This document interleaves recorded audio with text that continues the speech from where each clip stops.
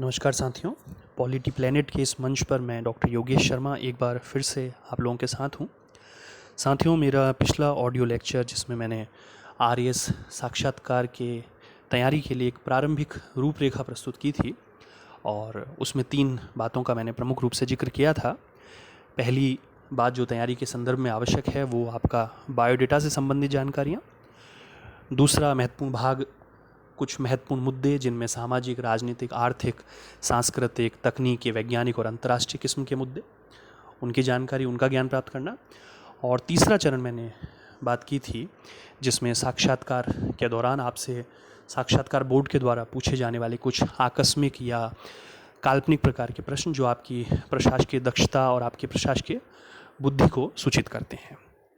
पिछला ऑडियो आप में से कुछ लोगों ने निश्चित रूप से सुना है और जो लोग नहीं सुन पाए हैं या दोबारा भी उसे सुनना चाहते हैं, इस आज के ऑडियो लेक्चर के लिंक जो मैं दूंगा डिस्क्रिप्शन में, उसमें पिछले ऑडियो का विवरण दे दिया जाएगा। खैर, हम आज आगे की बात प्रारंभ करते हैं। मैंने अपने पिछले ऑडियो में बात की थी कि इसका जो दूसरा वाला भाग है जिसमें विभिन्न मुद्दों पर आपको जानकारी प्राप्त करनी है, वो सबसे ज़्यादा मूल्यवान भाग है, सबसे अधिक समय लेने वाला भाग है और साक्षात्कार में उस भाग की सर्वाधिक भूमिका है निश्चित रूप से। और आपकी जो सफलता है उसका एक महत्वपूर्ण आधार भी उस दूसरे भाग की तैयारी और आपके दूसरे भाग के प्रस्तुतिकरण से निश्चित रूप से निर्धारित होता है। तो मुझे ये लगा कि मैं आपकी तैयारी में यदि वास्तव में ज़्यादा सहायता पहुंचाना चाहता हूं तो मुझे दूसरे भाग जिसमें विभिन्न प्रकार के मुद्दों पर आपको जानकारी दी जाए उससे मैं प्रारंभ करूं। पहला और तीसरा भाग निश्चित रूप से आगे आने वाले ऑडियो लेक्चर में मैं उनके बारे में मार्गदर्शन दूंगा, लेकिन दूसरा भाग जो तैयारी का सबसे महत्वपूर्ण भाग है उस पर मैं आज बात शुरू करने जा रहा हूँ। इस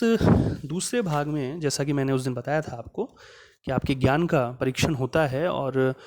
यदि हम उसे कैटेगराइज कर लें या हम उसका वर्गीकरण कर लें तो विभिन्न प्रकार के श्रेणियां या विभिन्न प्रकार के वर्ग उसमें तैयार होते हैं। जैसा कि मैंने अभी थोड़ी देर पहले कहा कि सामाजिक प्रकार के मुद्दे, राजनीतिक प्रकार के मुद्दे, संवैधानिक और कानूनी प्रकार के विषय, न्यायिक विषय, अंतर्राष्ट्रीय प्रकार के मुद्दे, वैज्ञानिक और तकनीकी विषयों से संबंधित मुद्दे, आर्थिक प्रकार के मुद्दे और विभिन्न प्रकार के अन्य मुद्दे जो इन श्रेणियों में शामिल होते हैं। तो एक तरीका तो ये है कि हम हर मुद्दे को उसकी श्रेणी के हिसाब से बांटकर और फिर उसमें अध्ययन करें, लेकिन इसमें एक समस्या ये आती है कि कोई भी एक मुद्दा एक से अधिक श्रेणियों में शामिल हो सकता है। जैसे उदाहरण यदि हम इस समय का लें अगर कि कोरोना या कोविड-19 का जो इस समय व्यापक परिदृश्य देखा जा रहा है विश्व स्तर पर, निश्चित रूप से सभी जो अभ्यर्थी इस समय तैयारी कर रहे हैं या जो लोग भी तैयारी करवाना चाह रहे हैं वो इस विषय को तैयार करवाने में उनकी रुचि रहेगी और साक्षात्कार बोर्ड निश्चित रूप से इस विषय पर अभ्यर्थियों से बहुत कुछ जानने की कोशिश करेंगे। तो मूल रूप से तो ये जो विषय है कोरोना का, ये स्वास्थ्य से संबंधित मामला है, चिकित्सा विज्ञान का विषय है, वैज्ञानिक प्रकार की इसमें बातें हैं। लेकिन यदि इसके प्रभावों को देखा जाए तो अर्थव्यवस्था पर इसका चूँकि बहुत ज़्यादा प्रभाव हुआ है और बल्कि वैश्विक अर्थव्यवस्था इसकी चपेट में है, तो ये आर्थिक मुद्दे के अंतर्गत भी इसका अध्ययन होगा। भारत के विशेष संदर्भ में यदि हम इसका परीक्षण करें तो इसने केंद्र और राज्यों की जो संबंधों की व्यवस्था है, जिसे हम संघीय योजना भी कहते हैं, जो संविधान के आधारभूत ढांचे का एक भाग है, उस संघीय योजना को इसने प्रभावित किया है। पिछले दिनों जो कुछ प्रतिष्ठित अखबारों में, प्रतिष्ठित जर्नल्स में कुछ महत्वपूर्ण लेख प्रकाशित हुए हैं जिनका संदर्भ मैं इसमें बार बार बात करूंगा आप लोगों से, उसमें ये बात उभर कर आई है कि कोविड के इस दौर में भारत में संघीय योजना या सौहार्दपूर्ण संघ की जो संकल्पना है वो निश्चित रूप से प्रभावित हुई है। तो मैं केवल ये आपको पहले बताना चाह रहा हूँ कि एक ही विषय जिसका हम अध्ययन करेंगे, जिसके बारे में जानकारी जुटाने की हम कोशिश करेंगे, वो निश्चित रूप से एक से अधिक कैटेगरीज में शामिल हो सकता है। इसका अंतर्राष्ट्रीय पक्ष भी अध्ययन किया जाएगा। इसमें सोशल डिस्टेंसिंग की बहुत ज़्यादा बात हो रही है, तो सोशल डिस्टेंसिंग को हम समाजशास्त्री परिप्रेक्ष्य से एक सामाजिक मुद्दे के रूप में भी अध्ययन कर सकते हैं। फिर इसके जो सामाजिक पहलू जिसमें अत्यधिक सोशल डिस्टेंसिंग से या लॉकडाउन के दौरान जो लोग घर में रहे हैं या बहुत ज़्यादा एकाकीपन में रहे हैं, उससे उनमें अवसाद की भावना या तनाव की भावना या निराशा की भावना या बेचैनी और अन्य जो सामाजिक एक बुराइयाँ जो अंततः मानसिक व्याधियों को जन्म देती है, बीमारियों को जन्म देती है, उनका भी इसमें अध्ययन होगा। तो इस वजह से मेरा कहना यह है कि सबसे पहले हम जब तैयारी करें साक्षात्कार को लेकर विभिन्न प्रकार के विषयों की, तो किसी विषय को केवल एक कैटेगरी में हम बांट कर यदि अध्ययन करेंगे तो निश्चित रूप से अध्ययन जल्दी तो हो जाएगा, लेकिन उसमें हो सकता है कि उस विषय का बहुत सीमित ही ज्ञान आपके पास आ पाए। जबकि मैंने पिछले ऑडियो में कहा भी था कि ये जो पार्ट है जिसकी तैयारी मैं आज से प्रारंभ करने जा रहा हूँ आप लोगों के साथ, ये एक डिटेल्ड परीक्षण की मांग करता है और इसके विभिन्न आयाम या विविध जो पक्ष हैं उन पर एक सीमित और संतुलित दृष्टिकोण आरपीएससी इंटरव्यू बोर्ड आपसे अपेक्षित करता है। तो इसलिए मैं सबसे पहला जो आज काम यहाँ आप लोगों के साथ करने जा रहा हूँ उसमें मैंने कुछ ऐसे प्रमुख विषय जो पिछले कुछ महीनों में या पिछले 1 साल 2 साल में चर्चित रहे हैं अत्यधिक, और उनमें से कुछ विषय आपके प्रारंभिक परीक्षा में भी पूछे गए हैं, कुछ मुख्य परीक्षा में पूछे गए और निश्चित रूप से अब साक्षात्कार में भी उनका परीक्षण होगा। तो उन विषयों की या उन मुद्दों की एक सामान्य सूची बनाने का मैंने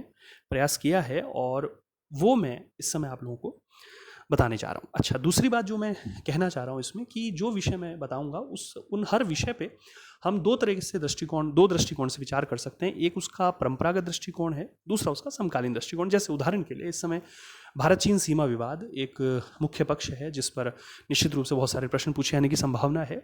तो भारत चीन सीमा विवाद को जब हम लोग तैयार करें अपने इंटरव्यू के परिप्रेक्ष्य में, तो 2 दृष्टिकोण रखकर हम बात करें, एक उसका परंपरागत दृष्टिकोण, दूसरा उसका समकालीन दृष्टिकोण। परंपरागत दृष्टिकोण जब हम बात करते हैं तो भारत की विदेश नीति का ऐतिहासिक संदर्भ, चीन के संदर्भ में उसकी पंचशील की नीति,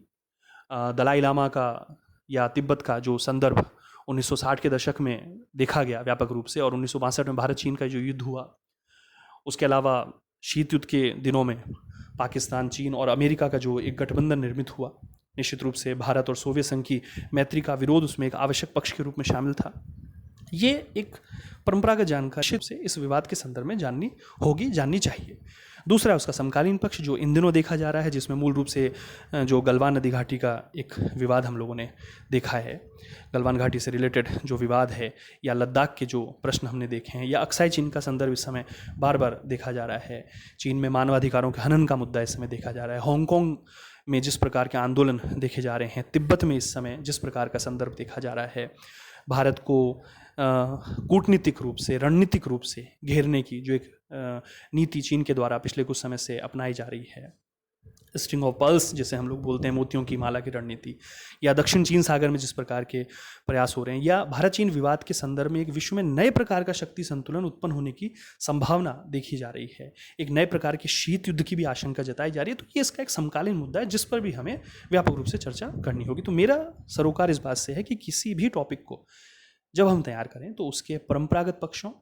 की जानकारी निश्चित रूप से हम ग्रहण करें, उसके समकालीन संदर्भों को हम जानें, और केवल तथ्यात्मक या सूचनात्मक भाग को इकट्ठा करने के बजाय, क्योंकि उनका परीक्षण आपकी प्रारंभिक परीक्षा और मुख्य परीक्षा में हो चुका है, तो केवल उसकी तथ्यात्मक या केवल सूचनात्मक जानकारी हम लें, उससे ज़्यादा महत्वपूर्ण ये है कि हम उसके विषय में विश्लेषण करना सीखें। तो ऐसे कुछ प्रमुख मुद्दे मैंने बनाने का प्रयास किया है और उनको मैं चाह रहा हूँ कि आप लोगों के साथ शेयर करूँ। मेरा एक आग्रह ये रहेगा कि इस ऑडियो को जब आप सुने तो मैं बहुत धीरे धीरे इसमें बोलता हूँ, ताकि आप लोग बहुत ध्यान से, बहुत गहनता से इन विषयों को, इन विषयों की गंभीरता को, इन विषयों के विविध पक्षों को आप बहुत ढंग से समझ सकें। और साथ ही मेरा आग्रह ये भी रहेगा कि जब इन विषयों को मैं बता रहा हूँ तो उस समय आप लोग इन पर एक नोटबुक अपनी साथ रखें और इन विषयों को उस नोटबुक में आप लोग लिखें। आने वाले जो मेरे लेक्चर्स होंगे उनमें इन विषयों पर, जिनका आज मैं केवल सूची आप लोगों को दे रहा हूँ विस्तार पूर्वक, उनके विविध पक्षों को, उनमें से कुछ टॉपिक्स मैं निश्चित रूप से लूँगा। कोशिश होगी ज़्यादा से ज़्यादा टॉपिक में ले सकूं। आपकी जब तक इंटरव्यू की तिथि आती है, इंटरव्यू जब तक स्टार्ट होते हैं, उससे पहले विविध प्रकार के जो टॉपिक्स हैं इसमें, और उनके बहुत सारे आयाम, बहुत सारे पक्ष, उस पर बहुत सारे दृष्टिकोण, उन सबका विश्लेषण मैं कर सकूं। और कोशिश मेरी होगी कि बहुत डिटेल्ड चीज़ों को हम सीमित और संक्षिप्त समय में करने की कोशिश करें। ये विशेष रूप से आप लोगों को इस समय ध्यान रखना है। जैसे मैंने पहले भी कहा कि पंचायती राज का यदि विषय हम लोग पढ़ने जाते हैं तो जब बहुत प्रारंभ हम लोग करते हैं प्रारंभिक परीक्षा के लिए या मुख्य परीक्षा के लिए, और जब मैं भी जयपुर के जिन संस्थानों से पिछले 10-12 सालों में पढ़ा रहा हूँ, कुछ बड़े संस्थान हैं प्रतिष्ठित संस्थान है, निश्चित रूप से आप वहाँ जब जाएंगे इंटरव्यू की तैयारी के लिए, और यदि आप नाम लेते हैं डॉक्टर योगेश शर्मा, तो निश्चित रूप से आप वहाँ जान जाएंगे। इसलिए मुझे विशेष रूप से किसी संस्थान को यहाँ पर उल्लेखित करने की आवश्यकता नहीं है।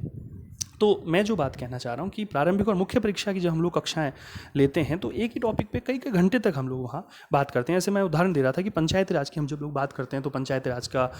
ऐतिहासिक विवेचन, उसमें गांधी के जो ग्राम स्वराज्य की संकल्पना है, या आज़ाद भारत में या संविधान सभा जिस समय संविधान का निर्माण कर रही है उस समय पंचायती राज के विषयों पर जिस प्रकार की चर्चा हो रही है, फिर राज्य नीति के निदेशक तत्व में जिस प्रकार से उसका समावेशन किया गया है, या फिर आज़ाद भारत में जिस प्रकार से पंचायती राज को लेकर एक प्रारंभिक विचार रखा गया है, फिर कुछ महत्वपूर्ण समितियाँ गठित की गई हैं, उनकी सिफारिशों की हम लोग बात करते हैं, फिर पंचायती राज की कुछ कमियां, उसके बाद 73वां संविधान संशोधन, पंचायती राज को संवैधानिक दर्जा दिया जाना, और फिर उस संवैधानिक दर्जा दिए जाने के बाद और भी उसमें समय समय पर किए जाने वाले सुधार, उसमें सामाजिक न्याय की संकल्पना, उसमें ग्रामीण विकास, आर्थिक विकास का संदर्भ, उसमें आरक्षण के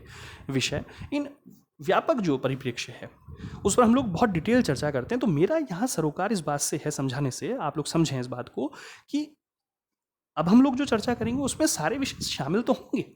लेकिन इन पर एक संक्षिप्त विश्लेषण की आवश्यकता होगी, क्योंकि विषय बहुत सारे हैं, मुद्दे बहुत सारे हैं, टॉपिक्स बहुत सारे हैं, और आपसे कोई भी विषय यदि पूछा जाएगा तो उसका बहुत त्वरित आपको जो जवाब देना होगा, उसमें उसके विविध पक्षों का समावेशन करना होगा। निश्चित रूप से इंटरव्यू बोर्ड जो आपसे चाहता है उसकी जानकारी उसमें शामिल होनी चाहिए, और उसी पर हम लोग चर्चा यहाँ पर करना चाहेंगे। तो एक व्यापक सूची मैं आज लिखा देता हूँ आप लोगों को, आप लोग धीरे धीरे आराम आराम से लिखें। इस सूची में मैंने कोशिश की है कि विभिन्न प्रकार के संवैधानिक मुद्दे, भारतीय संविधान और भारतीय राज व्यवस्था से संबंधित जो मुद्दे इन दिनों चलन में हैं पिछले काफ़ी समय से, कानूनी मुद्दे, माननीय सर्वोच्च न्यायालय के द्वारा दिए गए विभिन्न प्रकार के न्यायिक निर्णय, उन पर टिप्पणियाँ, विभिन्न प्रकार के आर्थिक मुद्दे, सामाजिक मुद्दे, अंतर्राष्ट्रीय मुद्दे, सांस्कृतिक मुद्दे, वैज्ञानिक और तकनीकी मुद्दे, ये विभिन्न प्रकार के मुद्दों की एक लिस्ट में देने की कोशिश कर रहा हूँ। इनको आप लिख लें और इस पर हम लोग आने वाले दिनों में चर्चा करेंगे। तो मैं प्रारंभ करता हूँ। सबसे पहले मैं जो बात इसमें करना चाह रहा हूँ, जैसे जम्मू कश्मीर में अनुच्छेद 370 का संदर्भ, ये एक महत्वपूर्ण प्रश्न के रूप में इस बार शामिल होगा, क्योंकि 370 हटने के बाद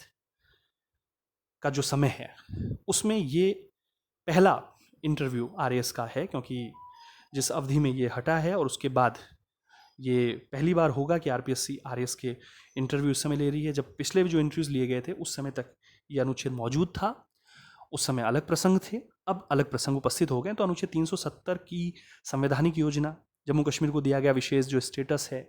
ये जो असिमेट्रिक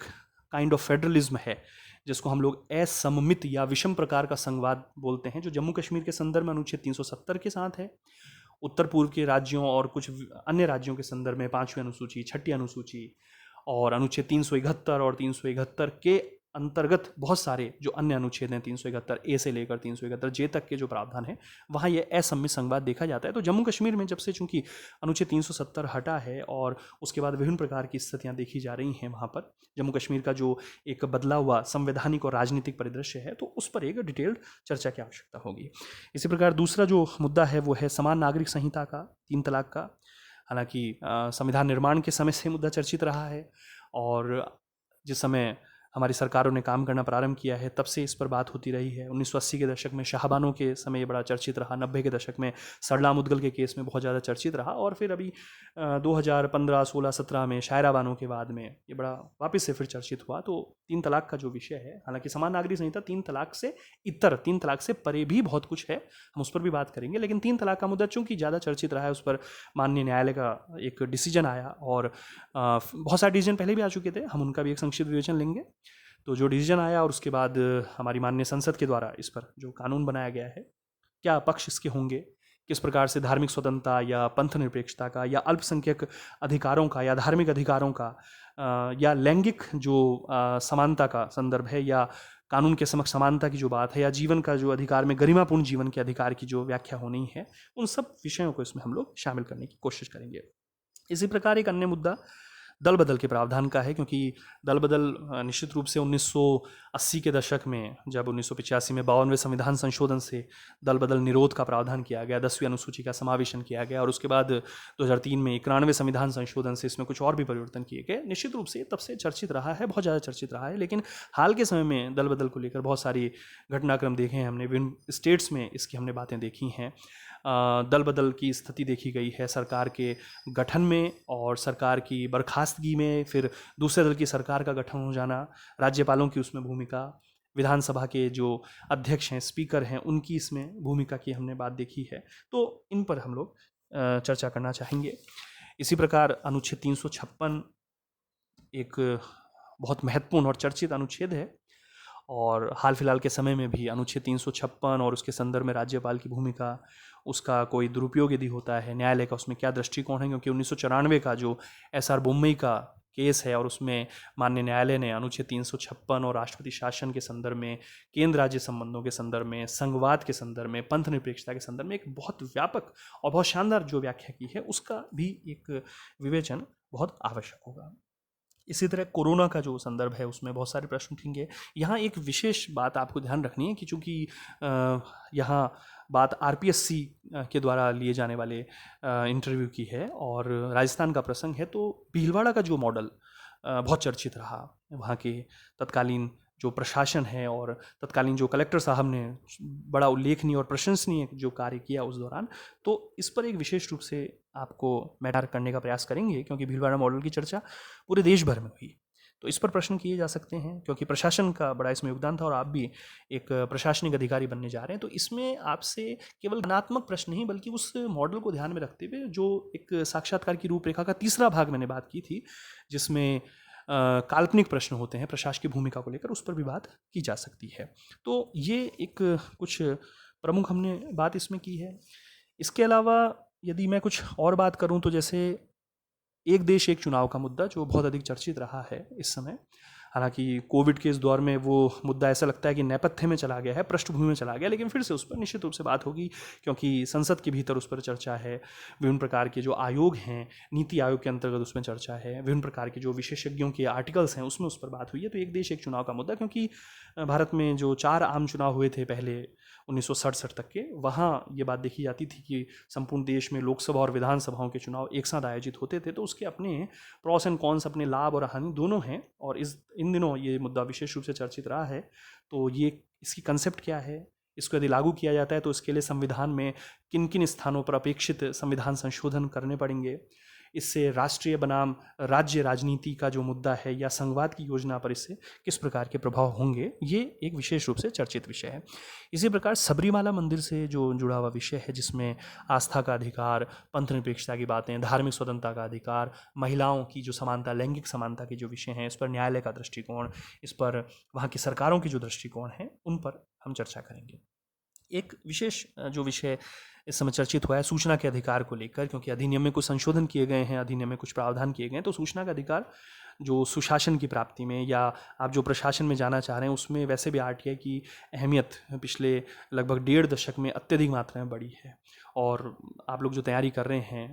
आप लोगों ने देखा भी होगा कि RPSC के संदर्भ में भी इस RTI का बड़ा उपयोग किया जाता है। इसमें कॉपीज़ मंगा ली जाती हैं, इसमें विभिन्न प्रकार की जो आपत्तियाँ वगैरह दर्ज की जाती हैं उसकी आंसर की के आधार पर। तो गोपनीयता जो है उसका दायरा निश्चित रूप से सीमित हुआ है।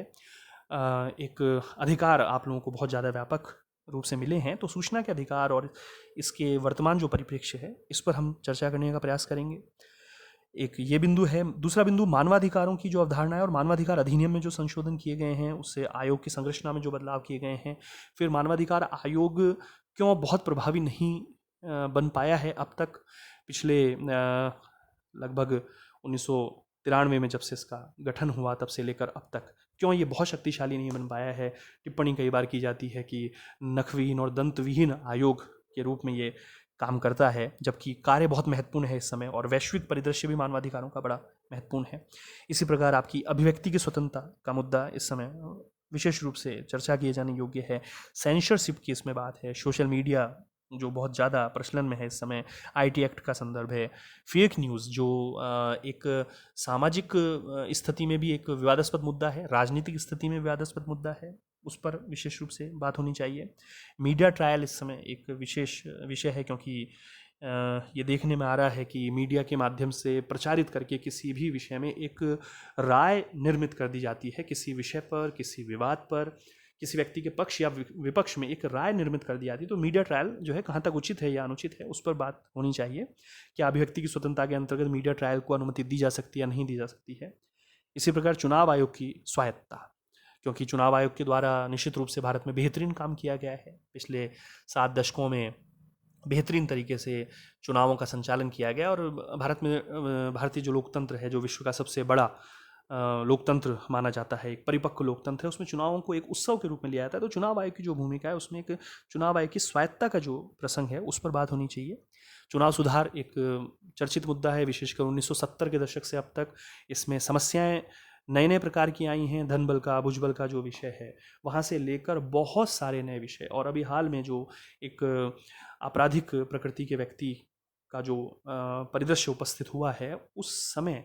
भी वापस से जो राजनीति के अपराधीकरण और अपराध के राजनीतिकरण की जो चर्चा है, वो वापस से एक बार ज्वलंत हो गई है। तो इस पर चुनाव सुधार के परिप्रेक्ष्य में बात होनी चाहिए। हॉर्स ट्रेडिंग का विषय, विधायकों की जो खरीद फरोख्त के मामले समय देखे जा रहे हैं, और स्पेशली सरकार के गठन के समय ही नहीं बल्कि राज्यसभा चुनाव के समय भी ये विषय विशेष रूप से एक प्रासंगिक लग रहा है। जबकि राज्यसभा को एक बहुत ही अलग एक हमें कहना चाहिए कि एक दलबंदी के जो दूषित प्रभाव है उनसे मुक्त रखने के रूप में एक सदन के रूप में राज्यसभा की संकल्पना की गई थी। तो लेकिन इस समय राज्यसभा के इलेक्शन के दौरान इस प्रकार के विषय देखे जा रहे हैं, विधायकों की बाड़ेबंदी जैसे परिदृश्य देखने को हमें मिल रहे हैं। तो हॉर्स ट्रेडिंग का विषय चर्चित है। राजस्थान का वर्तमान राजनीतिक परिदृश्य, यहाँ की दलीय संरचना, मौजूदा जो विधानसभा है उसका संदर्भ, जीवन के अधिकार में जो माननीय न्यायालय ने बहुत बड़ी व्याख्या की है, गरिमापूर्ण जीवन को व्यापक रूप से परिभाषित किया है 1980 के दशक से जनहित याचिकाओं, न्यायिक सक्रियता के माध्यम से। इसमें हाल फिलहाल में जो इच्छा मृत्यु का अधिकार इसमें शामिल किया गया, लिविंग विल की जो एक कंसेप्ट उसमें आई, समलैंगिकता का जो अधिकार शामिल किया गया, निजता के अधिकार पर जो चर्चा हुई है, क्योंकि इस समय जब सोशल मीडिया के इस दौर में हम लोग रह रहे हैं और उस समय डेटा प्राइवेसी की बहुत ज़्यादा बात हो रही है, साइबर हमले, साइबर जो हैकिंग जिसे हम लोग बोलते हैं, उस पर बहुत ज़्यादा इन दिनों चर्चाएं चल रही हैं, सरकार के संदर्भ में भी है, या आपके डेटा प्रोटेक्शन की इसमें बात हो रही है। तो निजता का अधिकार विभिन्न परिदृश्यों से महत्वपूर्ण है। इसी प्रकार निर्भया कांड जो हुआ था, उसमें आरोपियों को जो फांसी दी गई, उस फांसी के संदर्भ में जिस प्रकार का विलंब हुआ, जो मर्सी पिटीशन या जो दया याचिका का संदर्भ था, फांसी में जिस प्रकार से विलंब हुआ, तो इन कानूनों के पुनरावलोकन की एक बार वापस से बात हो रही है। संवैधानिक विषय है निश्चित रूप से, लेकिन न्यायालय का अपना एक दृष्टिकोण है, सरकारों के अपने दृष्टिकोण है, जन सामान्य के अपने दृष्टिकोण है। एक बहुत महत्वपूर्ण विषय इस समय ये भी देखने को आ रहा है कि पुलिस एनकाउंटर, जिस प्रकार से पुलिस के द्वारा किए जाने वाले एनकाउंटर में वृद्धि हुई है, लोगों के द्वारा एक जश्न मनाया जा रहा है। तो न्यायिक प्रणाली, कानून प्रणाली, पुलिस प्रशासन की व्यवस्था में क्या खामियां हैं और क्या उनकी उपलब्धियां हैं, क्या विसंगतियां हैं और क्या उसमें सशक्त व्यवस्थाएं हैं, किस प्रकार के सुधारों की और भविष्य में जरूरत होगी, इन सब पर भी चर्चा की आवश्यकता है। क्योंकि निश्चित रूप से जो माननीय न्यायपालिका है, उनके द्वारा बहुत सारे डिसीजन दिए जाते हैं, तो उनका हमें संदर्भ ध्यान रखना है। अभी हाल फिलहाल में जो एनकाउंटर हुआ, उसके संदर्भ में भी न्याय बताया गया है कि न्यायपालिका के द्वारा एक निष्पक्ष तरीके से इस विषय पर, जो हमेशा न्यायपालिका निष्पक्ष तरीके से बात करती है, निष्पक्ष तरीके से जो न्याय देती है, तो न्यायपालिका से अपेक्षा की गई है कि वो निष्पक्ष तरीके से जो उसका एक गुण है संवैधानिक, इस एनकाउंटर की वो जाँच करे, ताकि भविष्य में इस प्रकार के जो कार्य हैं उनकी कोई पुनरावृत्ति ना हो, यदि इसमें जो भी तथ्य हैं वो सामने आए। इसी प्रकार पंथ निरपेक्षता का जो विषय है और कस्टोडियल डेथ के जो मामले इस समय बहुत ज़्यादा चल रहे हैं,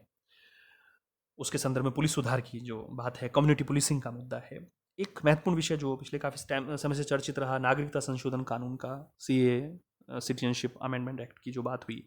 NRC का जो मुद्दा उठा, राष्ट्रीय नागरिकता रजिस्टर का, फिर उसके साथ ही NPR राष्ट्रीय जनसंख्या रजिस्टर की बात हुई, पूर्वोत्तर के राज्यों में जिस प्रकार का राजनीतिक हलचलें देखी गई, कुछ घुसपैठियों के प्रश्न उपस्थित हुए। तो ये कुछ मुद्दे हैं जिन पे परंपरागत दृष्टिकोण से विचार करने की आवश्यकता है, क्योंकि घुसपैठ का या अवैध जो शरणार्थियों का मुद्दा बहुत पहले का है।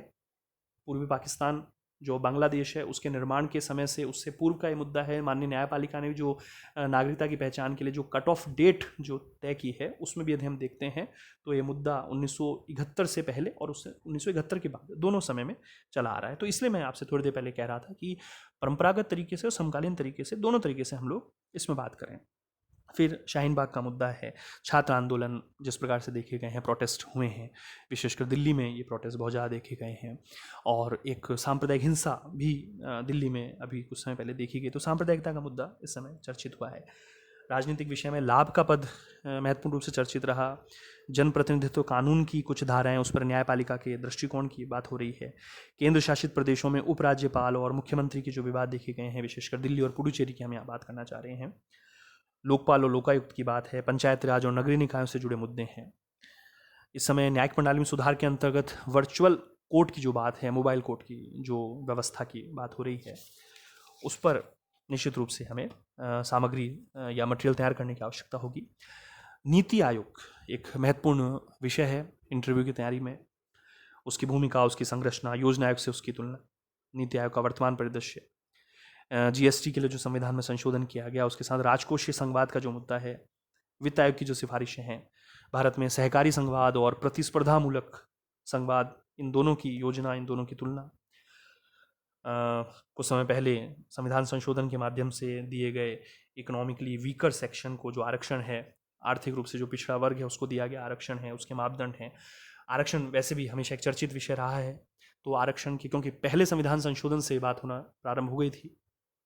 1951 से बात शुरू हो गई थी, जो वर्तमान तक भी जारी है। तो आरक्षण के पक्ष और विपक्ष के तर्क, सामाजिक न्याय के साथ उसकी धारणा,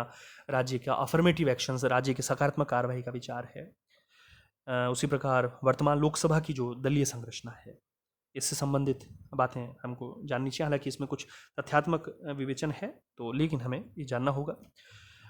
फिर राजस्थान से संबंधित जो सांसद हैं और जो सांसदों को मंत्री पद दिए गए हैं, नया है, तो वो हमें देनी होगी।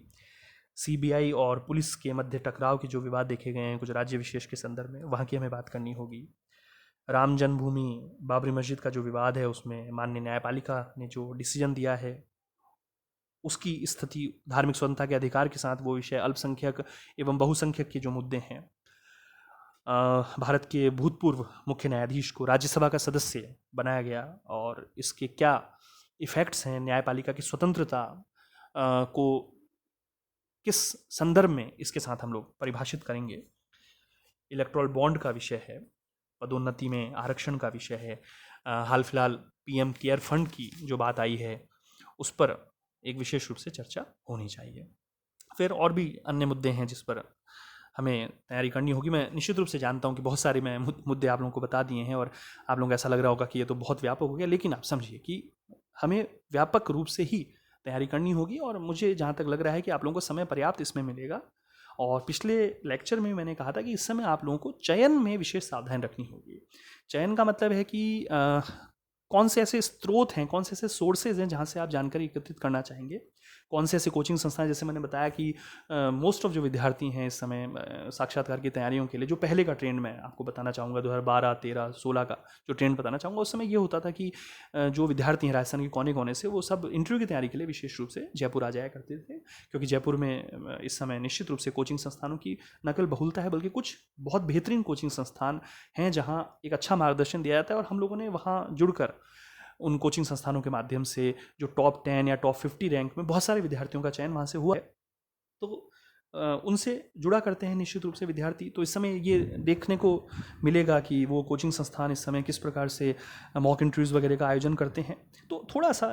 सोर्सेस जो आपका ऑफ नॉलेज है उसमें आपको ध्यान रखना पड़ेगा, किन कोचिंग संस्थानों से आप सहायता लेते हैं, कौन सी वेबसाइट्स को आप फॉलो करते हैं, कौन से न्यूज़पेपर्स और मैगजीन्स या जो आर्टिकल्स हैं, या कौन से लेक्चर्स आप लोग सुनना प्रेफर करते हैं, कौन से ऑडियो लेक्चर सुनते हैं, कौन से वीडियो लेक्चर्स आप लोग सुनते हैं। तो थोड़ा सा ये आपको ध्यान रखना पड़ेगा, ताकि ऐसा ना हो कि किसी एक विषय पर आप इतनी ज़्यादा तैयारी कर लें कि ऐसा लगे कि आप उस पर रिसर्च करने जा रहे हैं और बहुत सारे विषय छूट जाएं। तो ऐसा नहीं है, विषय बहुत ज़्यादा होने चाहिए। इस समय करीब करीब 100-125 ऐसे विषय हैं जिन पर आपको चर्चा करनी होगी। उन पर सबसे पहला मटेरियल आपको तैयार करना है, जिसमें से मैंने अभी काफ़ी सारे विषय लिखा दिए। मैं अभी और उन विषयों को आगे कंटिन्यू करता हूँ और फिर इन पर मैं इनमें बहुत सारे विषयों पर जैसे जैसा मिलता जाएगा मैं इन पर हर विषय पर कोशिश करूँगा कि 10 से 15 मिनट के लेक्चर या कम से कम कुछ मुख्य विषयों पर तो मैं 10 से 15 मिनट में कुछ महत्वपूर्ण उसके आयाम, उनकी जो चर्चा है उस पर मैं कर पाऊँ आप लोगों से। फिर कमेंट सेक्शन के माध्यम से आप ये बताइएगा कि और कौन से ऐसे विषय हैं जिस पर आप लोग मुझसे मार्गदर्शन प्राप्त करना चाहते हैं। तो ये थोड़ा सा हमको ध्यान रखना है। खैर, मैं वापस से अपनी उस सूची पर लौटता हूँ। तो इसमें भारत और चीन के जो विवाद हैं, भारत भूटान का जो समझौता हुआ है, डोकलाम का जो संदर्भ था वो, क्योंकि इस समय भारत चीन सीमा विवाद के कारण डोकलाम के विवाद की वापस से एक बार चर्चा होने लगी है। इसके अलावा यदि हम लोग बात करें तो नेपाल का जो राजनीतिक संकट है, वंदे भारत मिशन की जो बात हो रही है, एक नया शक्ति संतुलन उपस्थित हो रहा है, WHO की वर्तमान भूमिका है, नस्ली हिंसा जो बहुत व्यापक रूप से देखी गई है अभी इस समय, और उस नस्ली हिंसा के कारण एक नस्लवाद का जो चेहरा है वो दिखाई दे रहा है। वैश्वीकरण, ग्लोबलाइजेशन जिसे हम लोग बोलते हैं, डी ग्लोबलाइजेशन की बात आ रही है, संरक्षणवाद पर वापस से बात हो रही है, ग्लोबल वार्मिंग का मुद्दा है, इटली के नाविकों का मुद्दा। मैं इसलिए आपको कहना चाह रहा हूँ कि परंपरागत जानकारी भी आपको चाहिए, क्योंकि इटली के नाविकों का मुद्दा आज का नहीं है। ये मुद्दा बहुत परंपरागत हो चुका है, कई वर्ष इससे हो चुके हैं, लेकिन फिर से इस समय चर्चित हो गया। इस पर अंतर्राष्ट्रीय कानून का प्रसंग इस समय वापस से उपस्थित हुआ है। और इसी प्रकार कोरोना महामारी से वैश्विक आर्थिक परिदृश्य किस प्रकार प्रभावित हो रहा है, एक क्लाउड डिप्लोमेसी की जो इस समय बात हो रही है, G7 में भारत की सदस्यता और उसके विस्तार का जो प्रसंग चल रहा है, क्षेत्रीय संगठनों की भूमिका, अंतर्राष्ट्रीय आतंकवाद का जो संदर्भ है, UN और सुरक्षा परिषद के सुधार हैं, और भारत की अस्थायी सदस्यता जो सुरक्षा परिषद में हाल में मिली है। तो परंपरागत रूप से उसका विवेचन की पहले कब कब मिली है सदस्यता, फिर अब जो सदस्यता मिली है इससे क्या स्थायी सदस्यता के लिए कोई मार्ग प्रशस्त होता है, या कैसे भारत के प्रभाव में बढ़ोतरी हुई है, मानवाधिकारों का वैश्विक संदर्भ है, एक सस्टेनेबल डेवलपमेंट की बात है, वैश्विक आर्थिक मंदी, ट्रेड वॉर, ये बहुत सारे मुद्दे हैं। फिर इसी प्रकार से और कुछ मुद्दों की बात की जाए, ये तो मैंने अंतर्राष्ट्रीय मुद्दे बीच में भी लिए हैं, कुछ और मुद्दों की बात की जाए जिनमें राष्ट्रीय सामाजिक मुद्दों पर तो महिला सुरक्षा है, महिला सशक्तिकरण, एक लैंगिक न्याय, लैंगिक संवेदनशीलता, ये इस समय चर्चित मुद्दे हैं, बहुत ज़्यादा चर्चित ये बिंदु भी हैं इस समय।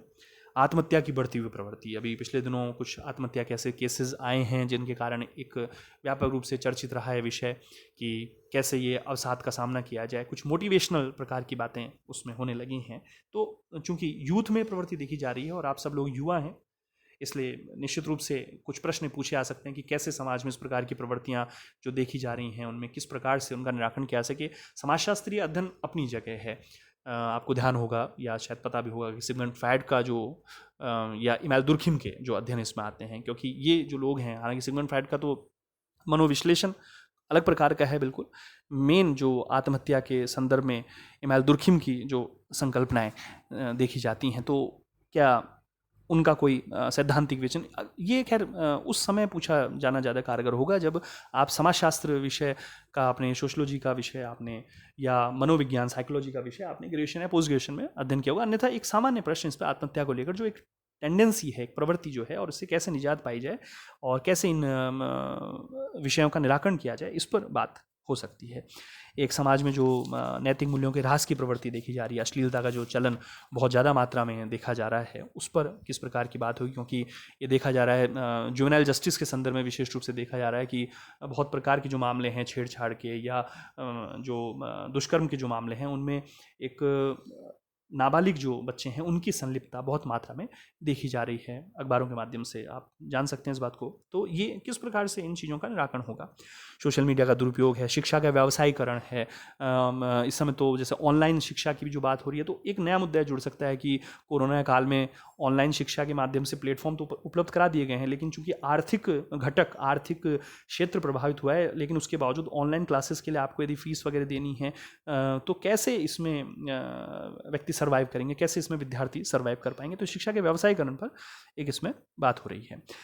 किसानों की आत्महत्या के प्रसंग हैं। अभी प्रवासी श्रमिकों का बड़ा एक मुद्दा है कि जो लोग गांव लौटे हैं अपने और शहरों में नहीं आना चाह रहे हैं, तो उनके लिए उनके गांव में ही रोजगार किस प्रकार से उपलब्ध कराया जाए। चूंकि ये बात स्पष्ट है कि गांव में उनके लिए रोजगार पहले नहीं था, इसलिए वो शहरों को लौटे थे, लेकिन अब वापस गांव की ओर लौट गए हैं, तो किस प्रकार से उनके लिए रोजगार का सृजन होगा। अभी हाल ही में महत्वाकांक्षी परियोजना आई है आत्मनिर्भर भारत अभियान, तो उसका क्या प्रसंग इस संदर्भ में हो सकता है। मनरेगा की बहुत बात इन दिनों हो रही है, मनरेगा के विस्तार की, मनरेगा के संदर्भ में पंचायती राज संस्थानों की भूमिका किस प्रकार से सशक्त हो, ये बातें की जा सकती हैं। पब्लिक हेल्थ केयर की बात हो रही है। फिर बहुत सारे और मुद्दे हैं। शिक्षा का मूल अधिकार है। इस समय बहुत सारे जो सार्वजनिक उपक्रम हैं उनके निजीकरण की बात है। रेलवे का निजीकरण एक चर्चित मुद्दा है इस समय, उस पर हमें तैयार रहना होगा। नोटबंदी पुराना विषय हो चुका है लेकिन अभी भी चर्चित है। और मिड डे मील का विषय है। शिक्षा में नवाचार हैं। कुछ पर्यावरणीय मुद्दे हैं जैसे ग्लोबल वार्मिंग, आपदा प्रबंधन। अभी पशुओं के प्रति जो क्रूर हिंसा देखी गई है कुछ जगहों पर, उसके संदर्भ में बहुत ज़्यादा आर्टिकल्स वगैरह पब्लिश हुए हैं। तो वहाँ कुछ प्रश्न निश्चित रूप से पूछे जाने की संभावना होगी। इलेक्ट्रिक वाहनों का प्रयोग, प्रदूषण कम करने की जो बातें हैं, गिग इकोनॉमी की बात इस समय हो रही है, डिजिटल करेंसी की इस समय बात है, वर्क फ्रॉम होम की जो कंसेप्ट आई है इस समय, ये कैसे एक इकोनॉमिक कल्चर को, ग्लोबलाइजेशन को और आर्थिक क्षमताओं को कैसे प्रभावित करेगी। और इसके अलावा जो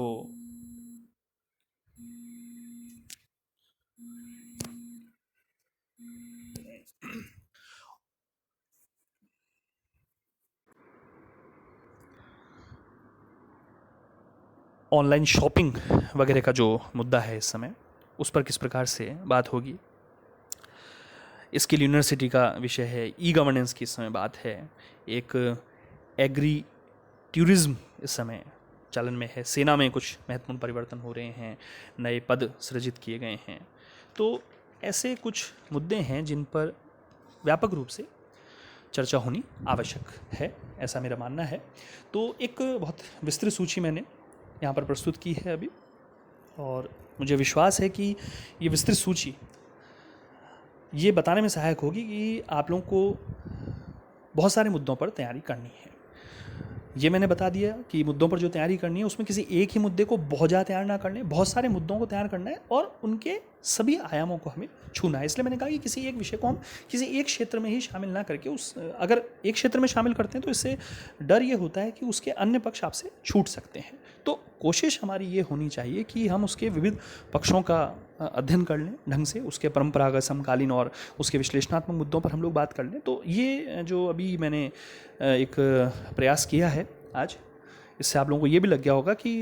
इस इंटरव्यू की तैयारी में मार्गदर्शन के लिए या जो मैं सहायता कर सकता हूँ उसके लिए मैं खुद बड़ा गंभीर हूँ। इसीलिए मैंने बायोडेटा वाला जो प्रसंग है उसको एक बार पृष्ठ में रखकर इस विषय वाले पार्ट को पहले लिया है। वरना पिछले लेक्चर में मैंने ये बताया था कि पहले उस बायोडेटा पर हम लोग बात करेंगे, लेकिन मुझे ये लगा, फिर कुछ